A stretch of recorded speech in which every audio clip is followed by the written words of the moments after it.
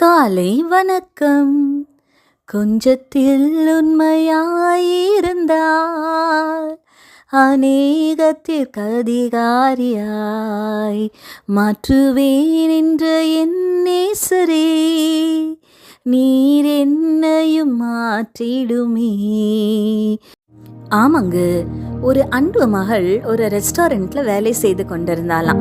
அந்த ரெஸ்டாரண்டோட ஓனர் அங்கே வேலை செய்கிற எல்லா ஒர்க்கர்ஸுக்கும் கொடுத்திருந்த இன்ஸ்ட்ரக்ஷன் என்னன்னா, அந்த ரெஸ்டாரண்ட்டுக்கு வர யாராக இருந்தாலும் எந்த நிலையில் வந்தாலும் அவங்களுக்கு வயிறார உணவு கொடுக்கணும், அவர்களிடத்தில் அன்பாய் விசாரிக்கணும், அன்பாய் பேசணும், ஒருவரையும் கடிந்து கொள்ளக்கூடாது அப்படின்னு இன்ஸ்ட்ரக்ஷன் கொடுத்திருந்தாராம்.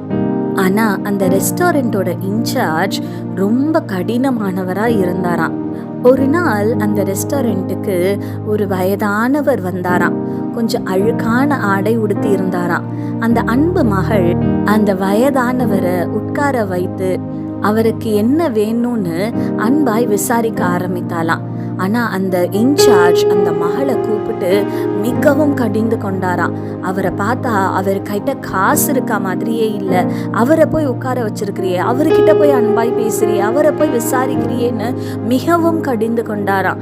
அந்த மகள் சொன்னாலாம், நம்ம ஓனர் நமக்கு கொடுத்துருக்கிற இன்ஸ்ட்ரக்ஷன் அதுதானே, யாராக இருந்தாலும் எந்த நிலைமையில வந்தாலும் அவர்களிடத்துல அன்பாய் பேசணும், அவங்கள விசாரிக்கணும், அவங்களுக்கு உணவு கொடுக்கணும்னு சொல்லி இருக்கிறாரே அப்படின்னு சொன்னாலாம்.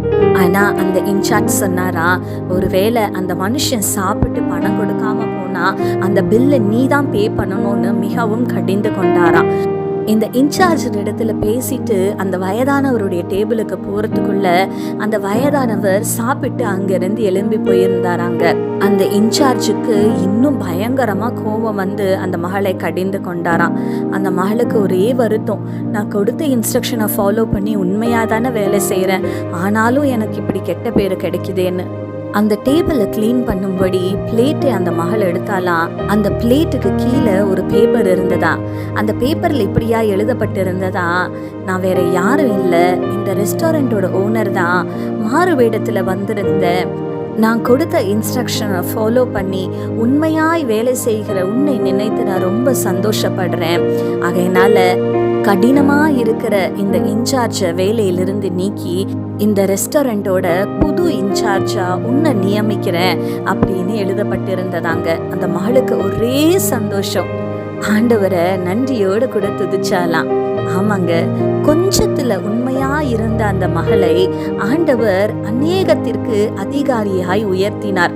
இந்த காலை வேலையில நீங்க கூட யோசிச்சுட்டு இருக்கிறீங்கல்ல, என்னுடைய வேலை ஸ்தலத்துல என்னுடைய வேலைகளை நான் சின்சியரா தான் செய்யறேன், உண்மையா தான் செய்யறேன், வீட்டிலையும் என்னுடைய கனவைகளை நான் பொறுப்பா செய்யறேன், உண்மையா செய்யறேன், ஆனா எனக்கு மிஞ்சுறது என்னமோ கெட்ட பேரும் கடிந்து கொள்ளுதலும் தான்னு சோர்ந்து போகாதீங்க.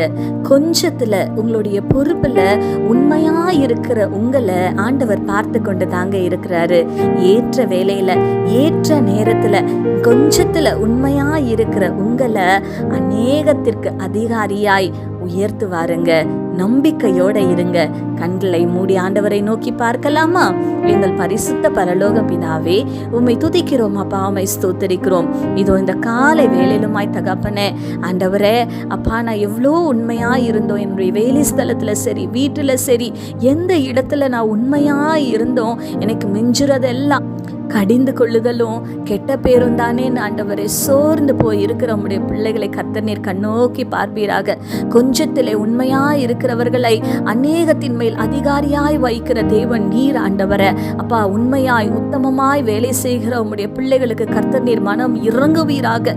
ஆண்டவரே அப்பா, ஏற்ற காலத்தில் ஏற்ற நேரத்தில் உம்முடைய பிள்ளைகளை கர்த்தர் நீர் உயர்த்தி அவர்களை சந்தோஷப்படுத்தும்படியாய் ஜெபிக்கிறேன் ஆண்டவரை. நீங்க நிச்சயமா செய்வீங்க அப்பா. உம்மை நன்றியோடு கூட துதிக்கிறோம். துதி கன மகிமை யாவும் உமக்கு செலுத்துகிறோம். இயேசு கிறிஸ்துவின் வல்லமையுள்ள நாமத்தினால கெஞ்சி மன்றாடுகிறோம் பிதாவே, ஆமேன். இந்த நாள் உங்களுக்கு ஒரு ஆசீர்வாதமான நாளாய் இருப்பதாக. ஆமேன்.